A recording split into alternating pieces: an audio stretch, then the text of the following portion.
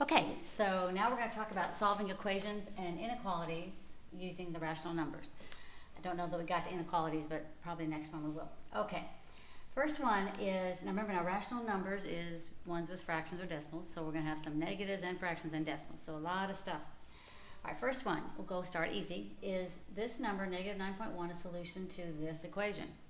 So basically you want to estimate first. I'm going to go ahead and solve it using easy numbers. In estimating, so I got negative 2k plus the 4, that rounds to about 4, and that rounds to about negative 14. You subtract 4 from both sides, you got negative 18 on this side and negative 2k. Then when you divide both sides by negative 2, you realize, oh my goodness, a negative divided by negative is a positive 9. So there's no way negative 9 could be an answer. So right there, in my estimation alone, I found out my answer. So the answer is no, and I don't need to do anything more. So that's kind of nice. Estimation really does help.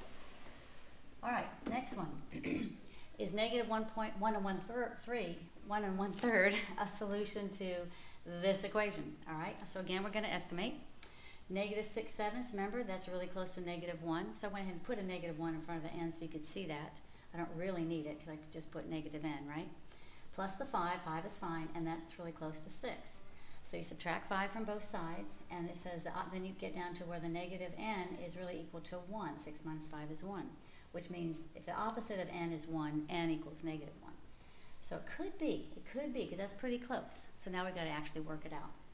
So when you work it out, you actually have to, you break down the problem, you subtract 5 from both sides, and you get 6, that minus 5 is 1 1/7. And you have negative 6/7 times n. So the same thing as in equations. When you're multiplying, the opposite is division. So we're just going to divide both sides by negative 6/7. That looks kind of like a mess, but it's okay because it's 6/7 over 6/7 is just 1. So it just ends up being n. And then over here, you're going to divide, but you go across. So remember how we made that into an improper fraction? We times it, and then we can just flip this because it already is a fraction.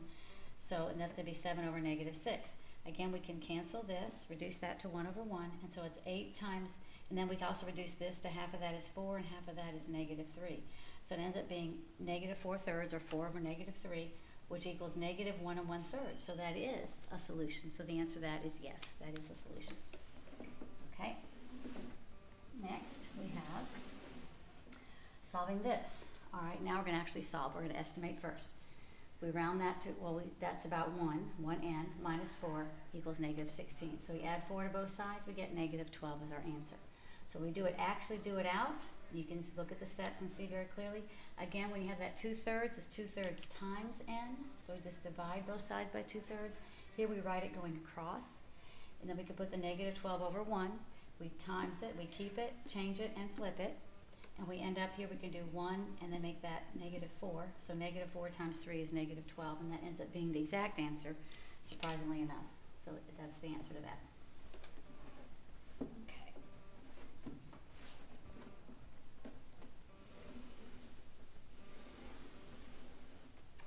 Okay, so next one is a word problem.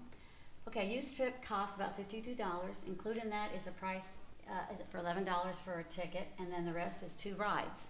Okay, so we know what's the price of 1 ride. So we look at n's the cost of 1 ride, let n equal that.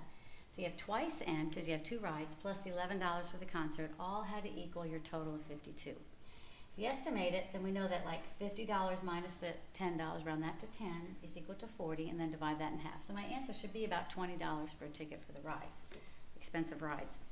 All right, so you do the actual equation, solve it on out, just like we have been, and you get $20.50, which is very close to our estimate.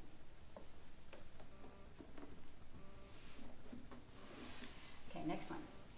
Amy had $26 to spend on school supplies, and you can continue reading, buys 10 pens, and she has $14.30 left. So how much did 1 pen cost? You let n equal that cost of 1 pen.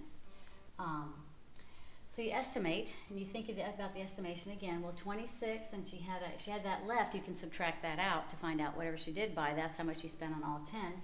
So you round that to about $14, I guess, and that made it $12. And then divide that by 10. Each pen's about $1.20. So when you work it out exactly, you get $1.17. So it's about the same. And so you probably, you know that, okay, I'm probably right, probably did it correctly. All right.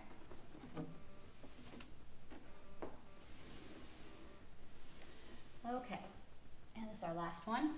Sometimes just the equations like this, problems like this to solve, okay? And we haven't done a lot of these, but when that happens, you want to, it sort of is that on top, this is really in parentheses. All right, so you want to undo the division first, because that goes together. So you want to undo division by multiplying both sides by -2, and that's going to leave this part on top, because these reduce to 1, and -5 times -2 is a +10, and we subtract 3 from both sides, so we get 7, so x equals 7. Now we didn't estimate, so if you don't estimate, one thing you could do is check your answer. So you plug 7 back into the x, and that's 10 over -2, and that does equal -5.